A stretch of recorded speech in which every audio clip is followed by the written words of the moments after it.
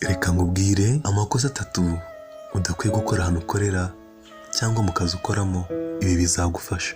Ikosa rya mbere, ntuzatekereze na rimwe ko abo mukorana ari inshuti zawe. Oya zikubiri. Baba bari gukora akazi kabo bashinzwe. Igihe amagi yaje mu kazi, bazasama amagara yabo, ntawe uzakwibuka. Itonde rero. Ntuzigere na rimwe ushyira handuze abagabo bwite ko bo mukorana. Ntuzababwire imishinga uteganya cyangwa icyo utegura imbere yawe. Injije gusa niyo yakimenera ibanga. Oya ntuzabikore.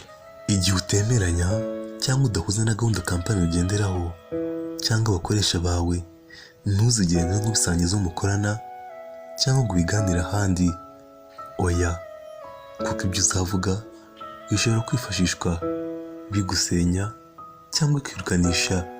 Hitamo guceceka, ugire kandi ibanga ry'ibitekerezo byawe.